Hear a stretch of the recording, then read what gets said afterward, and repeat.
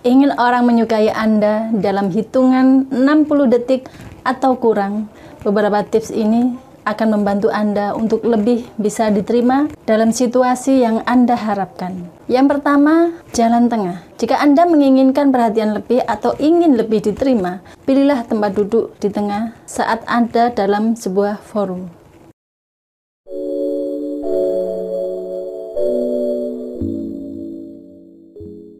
Psikolog pria Raghuveer dan Anna Valenzuela melakukan analisis terhadap beberapa episode kuis televisi The Weak Link. Peserta membentuk setengah lingkaran. Rata-rata 42% kontestan yang berdiri di tengah berhasil ke babak final. 45% berhasil memenangkan permainan. Mereka yang berdiri jauh dari tengah hanya 17% yang mampu mencapai babak final. Dan hanya 10% yang berhasil menang. Pada eksperimen lain, sekelompok orang ditunjukkan foto dari 5 orang calon magang. Partisipan diminta memilih di antara mereka. Kebanyakan memilih mereka yang duduk di tengah. Peneliti yakin bahwa saat seseorang memperhatikan sekelompok orang, mereka menggunakan petunjuk dasar, yaitu orang penting duduk di tengah. Dengan asumsi ini, maka orang-orang yang di tengah itu lebih banyak dipilih jika ini terkait dengan pemilihan. Orang-orang di tengah cenderung lebih disukai atau lebih diperhatikan. Ini apa yang disampaikan juga akhirnya mudah untuk diperhatikan dan didengarkan. Ini yang disebut sebagai efek panggung atau utama.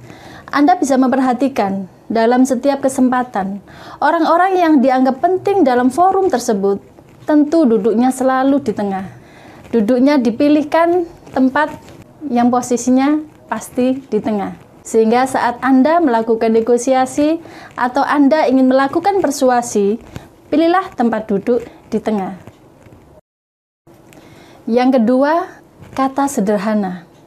Seringkali orang menyisipkan kata-kata yang sulit di dalam komunikasinya, baik komunikasi lisan maupun komunikasi tertulis. Mereka berasumsi dengan menyisipkan kata-kata yang sulit yang tidak dipahami oleh orang umum atau orang awam, ini akan menimbulkan anggapan bahwa sang pemberi berita ini, sang penyampai informasi ini, orangnya pintar atau terpelajar. Padahal akan berlaku sebaliknya. Orang yang sering menyampaikan kalimat-kalimat yang sulit dipahami, ini justru tidak disukai dan informasinya seringkali tidak dipahami, membuat orang menjadi tidak respect. Penelitian Daniel Oppenheimer menyatakan bahasa yang lebih sederhana menghasilkan peringkat kecerdasan yang sangat tinggi, menunjukkan bahwa pemakaian bahasa yang sulit dan tidak perlu justru membuahkan pesan tidak baik. Lalu bagaimana kalau kata-kata sulit itu memang harus digunakan? Tentu harus sertakan penjelasannya, harus sertakan artinya secara berurutan. Begitu menyampaikan kata-kata sulit itu langsung disertai dengan artinya plus penjelasannya. Ini untuk memudahkan orang cepat memahami dan membuat respek mereka semakin tinggi terhadap Anda sebagai pembawa informasi. Yang ketiga, tidak tahu. Jika Anda dianggap tahu segalanya, pengetahuan Anda begitu luas, sesekali Anda menyatakan bahwa Anda tidak mengetahui.